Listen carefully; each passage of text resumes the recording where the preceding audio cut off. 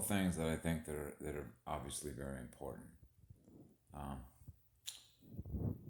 so this is the first thing I'll say. This is a big shout out, and of course I give kudos and all my love to Miles Johnson.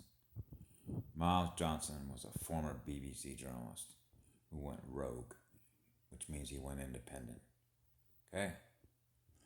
Information travels through electrons. You control the information, they control your experience. Okay? That's a control freak. That's a psychopath. That's a demon. Okay?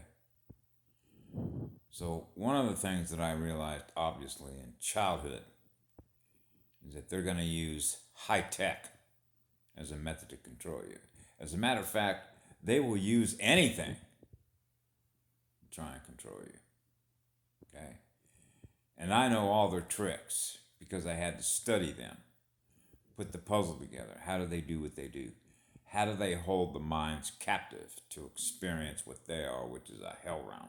How do they do that? It's simple. Pick up a newspaper, and you're now exposed to what it is they present to you, who they are. Don't read their newspaper. Okay? Don't watch their television programs. Don't use their technology. Don't buy their stuff. The only way that they can even use the money that they acquire, that they then turn around and use as weapons against humanity, is that humanity is giving it energy in which to do it with. Okay?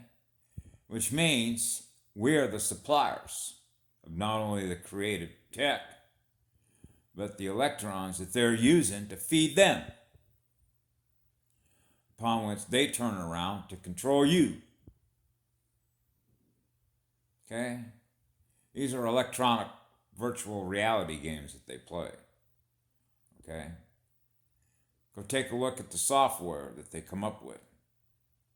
Okay? That they want to inject into humans so that you end up being in lower form. Okay?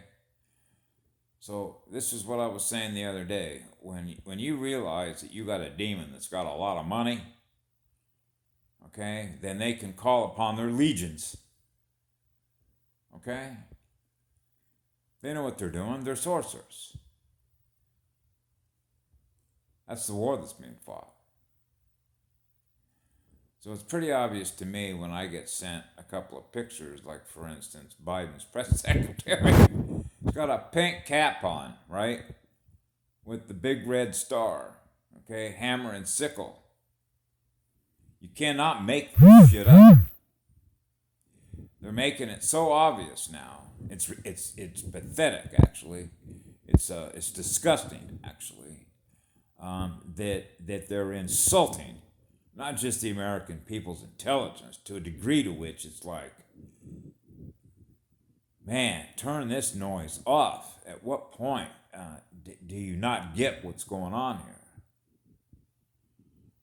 Well, it's when I talk to a man who's in his 20s and doesn't even know basic geography. Remember when they were mapping the skill sets of America against other nations like Sweden, Norway, Europe, Japan, and America was like way down, just measuring their basic education, their basic knowledge. It's just like, learning and intelligence and creative imagination is an evolution of what you're learning through the way in which you're experiencing who you are in relationship to others that you're learning from and through, right? So if you look at all the work that John Gatto did, which I did, okay, and he was a New York City school teacher, and I believe he won a Teacher of the Year award. He's taught sort of what's called the quadrivium, the trivium and the quadrivium, which is in the olden days, like my father had what's called a classical education or classical liberal arts education, which would be Socratic in nature. Okay, Greece, right? What they call a good society. Okay, how do you measure a civilization in its intelligence and the manner in which it grows its creative intelligence so that they can all thrive, right? Okay, how do you measure that? You can measure it through their learning about who they are, the evolution of their consciousness. You can measure at the speed at which they're going. So it's obvious when you're on a communications platform that they dominate and control. Then they can control the flow of information that's being cut off from humanity. Okay? So these are information controllers. Well, they've actually already lost that because look what everybody's doing. They're finding alternative ways to communicate. When the masses begin to communicate using all the different sources, it's sort of like, listen, remember we talked about how creative you can get? Infinite creative imagination. You know what? You put a wall up, we'll build an airplane and fly over you. Or we'll dig a tunnel and go under you. Okay? Or we'll go around you. Okay? They're not going to be able to beat higher creative intelligence. Creativity is your biggest weapon against something that's artificial and intelligent. Archonic intelligence, black goo, programmable matter, demons. This is why when I looked at them and I realized that the knowledge that they had acquired, which are like Frankenstein, remember the Frankenstein movie? He had two little poles, one on each side of his head. Lightning came into the building, lit up with electricity. It's alive! That's a lesson plan, okay? The old Frankenstein movie was a lesson plan. Remember Shelley's Frankenstein? Did you ever read that in a liberal arts class or creative writing or English? What is it, English 101 in an undergraduate course, right? Shelley's Frankenstein is usually part of the required course reading, right? Okay, there's a reason for that. The lessons that you learn from that experience. Well, those are the same people. Frankensteins. You give them knowledge, they will develop something to scare the fuck out of you. Okay? To put you in a state of fear instead of a state of love. Because they have no love, they have no compassion, not only for themselves, but anything else that's alive. Because they're dead. That's why they got to use technology and adrenochrome and something that is alive in order to maintain their perceptual contact with us in consciousness.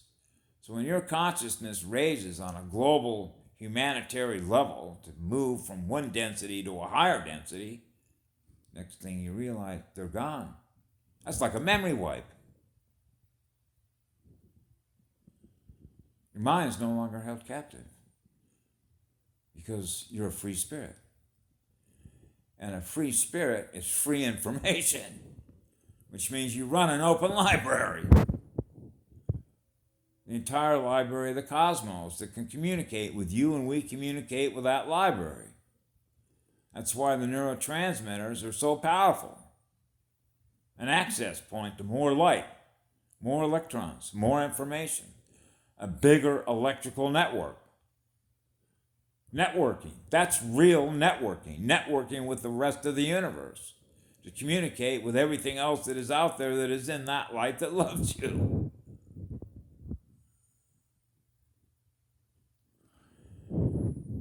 So this is why eventually what you're going to see happening is that when you have what does they call it, the 100th monkey effect?